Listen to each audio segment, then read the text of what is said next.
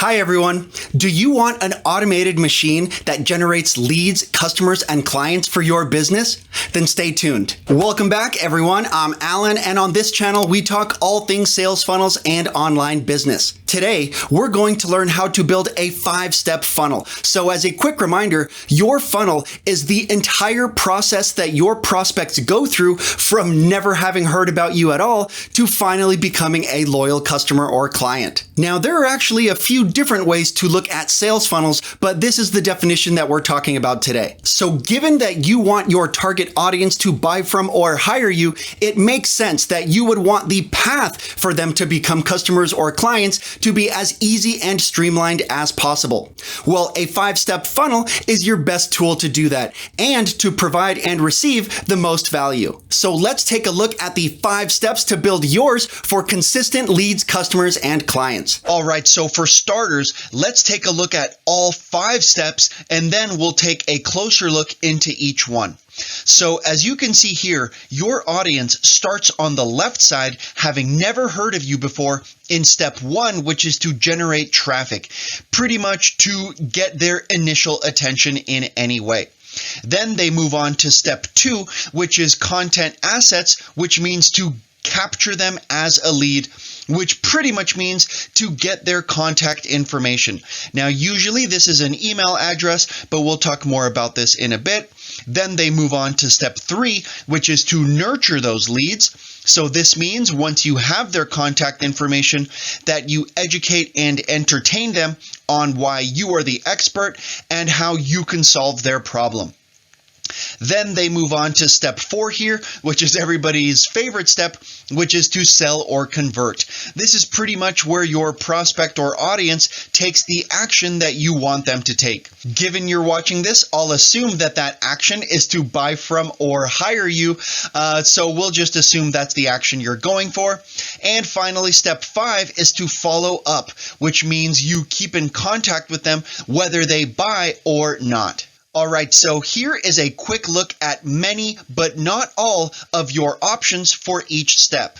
Now, I know this might look a little bit like a headache or like a mouthful, but don't feel overwhelmed, because remember that many successful businesses, maybe every successful business, operates with only one of these tactics in each of the 5 steps. So just keep that in mind if you're feeling overwhelmed. Now, here are some of your options to generate traffic, aka to get attention or to get prospects to hear about you for the first time. So just to list a few of them here, you can use Facebook ads, referrals, you can use content, Facebook groups, even direct mail. You could work for free pro bono. You can use Google SEO, and I'll let you pause this video and look at the rest of your options here, but just keep in mind that these are only a few of the literally hundreds of different ways to generate traffic.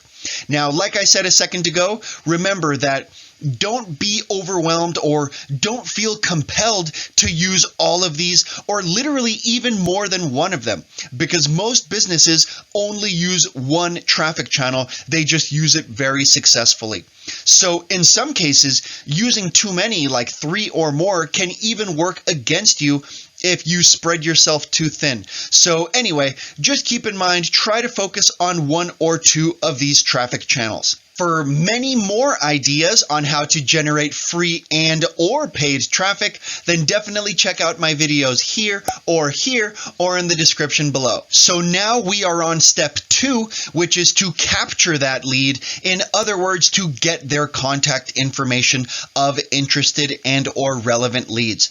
So usually this is their email address, but whatever your preferred contact method is, whether that be their phone number, their address, or I don't know, something else like that, then that's up to you. But we're just going to assume that you are going for their email address. Now, the best and most common way to do this is with something called a lead magnet, which is pretty much an ethical bribe, which means, hey, I'll give you something if you give me your email address. So if you look up and down your emails right now, I'm sure that you've signed up to a bunch of situations, to a bunch of lead magnets that are this exact same idea or concept here. Now, just remember that your main goal here is to attract relevant leads, not just leads as a whole. So this means that if your lead magnet is a free iPad giveaway or something like that, then a lot of those people coming in will probably not be interested in what you are trying to sell them later. So just keep that in mind, that your goal here is not numbers of leads, but numbers of relevant leads. So taking a look here at some of your lead magnet options that you've probably seen before. So some things that you can trade in exchange for their email address are things such as webinars or online trainings. You can give somebody their quiz results. You can offer a script or template or swipe file or a report or a guide. Or you can offer a free call or a free session or a free trial. So I'll let you pause and look at the rest of your options here, but these are just some of the ideas of the things that you could offer to bribe your leads into giving you their contact info. Now, one thing to keep in mind here is that you should not stress the format here too much. So for example, whether you offer your content as a guide or a report or a template or a resource list or a webinar, whichever format you choose to deliver it in, what matters a million times more is the actual content and relevancy to your leads and their eventual goals. So does format matter? Yes, of course, depending on what you're selling and who you're going for, but just keep in mind that the actual content, the actual value, the actual end result that your lead magnet promises is a million times more important. For many more ideas on how to create your lead magnet, then definitely check out my video here or in the description below. Now, it's important to keep in mind that no matter what you sell, products, services, or anything else, what you really sell is trust. Because no matter what your offer or your product or service is, your prospect is never going to give you their money unless they trust that you are going to deliver them to the future outcome that they are looking for. And of course, you can check out my video in the description below for many more ways to build trust as well. So here are just a few ways that you can build trust and just generally educate and entertain your leads. So a few ways you can do this are you can show them your video trainings. And by the way, yes, some of these steps can be used in multiple steps, mainly in steps 2, 3, and 5, but we'll talk about that in a bit. So you can educate and entertain your leads with your ongoing emails. You can keep showing them ads. You can keep sending them your fresh new content. You can ask them for referrals even. You can offer them your free trials. You can even offer them your introductory products. And even if they don't buy them, they will see that you have the confidence and experience to create and sell them. So these are just a few of the ways, but just remember that your goal here is to build trust and authority. So step 4 of your 5-step sales funnel is to finally sell or convert. So I mentioned earlier that your funnel, or you can make a funnel to encourage prospects to take any action you want them to book a call, to sign up for your list, to buy from you, to hire you, to pretty much to take any action. So this is where that action happens. We're just going to assume that this action that you're looking for is to buy from or hire you. So this step is where money actually changes hands and where action actually changes place. So as always, here are a few ways that you can sell, things you can sell, and ways to increase your sales as well. So anyway, so here you can see you could sell templates, scripts, a lot of the things we mentioned earlier as your lead magnets as well, actually.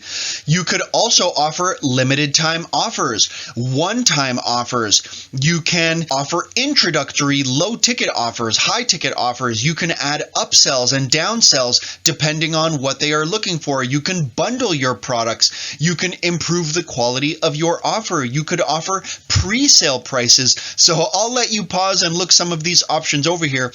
But the point is that there are many ways to sell things and to increase your sales and conversions as well. Because the short story here is that verified customers are a million times more valuable to you than any warm lead, hot lead, or whatever else you're looking for. So just keep that in mind, that what you're really looking for here is just to get somebody to spend any amount of money with you at all so that they become a customer as opposed to just a lead. And step 5 in your funnel is finally to follow up.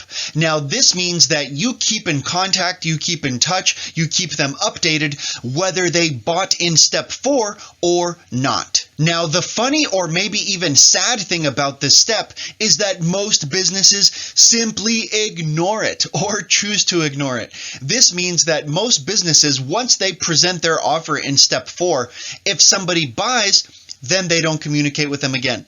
And if somebody doesn't buy, then they don't communicate with them again. But this is a huge waste of time and money for many reasons, actually. So you've already spent money and time getting those leads, capturing those leads in steps 1 through 2, all the way through 4, actually. And if you don't continue on with step 5, then you're kind of throwing all that work, all that money, all that time away. So if you want to maximize the value of every lead, then following up is your best way to do that. You can mainly keep in touch by sending them emails and keeping them up to date with things such as your new content, your new videos, your new blog posts, your new products, your new services, your new offers, pretty much anything that you want them to know or that they should know. You can also ask them for referrals if they did buy from you, or even if they didn't. You can target them, or you can aim retargeting ads at them, which is when you aim at people who have already been to your website or bought from you or taken some other kind of online action. You can ask them, or you can present to them quizzes or surveys on why they didn't buy or what they would like to buy or something like that. Of course, be as discreet as you want, but these are all just some ideas. So anyway, so here you can see a bunch of different ways to follow up. So just keep that in mind, that following up is probably the biggest gold mine out of all of these 5 steps, and it also just so happens to be the most ignored. Now, stepping into sales education here is that the reason why follow-up is so important is because most people who will buy from you or who even want to buy from you aren't ready to buy right away or right when you present your offer. So this means that most of your sales will come after your initial pitch. And this is on top of the fact of the human psychological trait that most people default to inaction unless they get a little bit of a nudge. So anyway, the point here is follow-up is extremely important. Don't skip it. Now let's take a look here at a sample 5-step funnel for a coach or course seller or one of those types of standard businesses. So as you can see here in step 1, how they generate traffic is they use content marketing. So this could be blog posts, videos, Instagram posts, pretty much any type of content that educates your audience or even entertains them. They could also use Facebook ads or any other type of paid ads, and they use referrals. So remember that step 1, this is how your prospects hear about you for the very first time. Then moving on to step 2, how they capture their contact information is they offer content if it's interesting. And of course, they offer lead magnets as a bribe, which they could also use webinars and YouTube videos as well. So after that, once they have their contact information, once they've captured that lead, then how they educate and entertain them is with video training, maybe some kind of mini course, and with ongoing emails. Then following that, how they convert is they use sales pages and offers, of course. And on top of that, they include limited time offers, upsells, and downsells as well. And finally, to follow up, they use remarketing advertising to keep in touch. And of course, they keep in touch with ongoing emails as well. So now I'll ask you, what does your funnel look like? Do you have all 5 steps? Are any missing? Do you feel like strengthening one of them could really help a lot? Let me know in the comments below. So the whole point of today and of learning about 5-step funnels is that just about every single business problem on earth can be solved by finding that problem in your funnel and then solving it, or just by optimizing your 5-step funnel as a whole. Now remember that complication is absolutely not the goal when it comes to your funnel here. You don't want 1,000 traffic sources and 1,000 lead magnets and stuff like that. In most cases, you would be better served by focusing and optimizing on just 1, maybe 2 of each of those steps. For more help generating leads, building your list, and more, then definitely grab my free guide below for 20 steps to get more leads and sales from your funnel as well. Well, that wraps us up for today. Thanks everyone for stopping by, and I'll see you on the next one.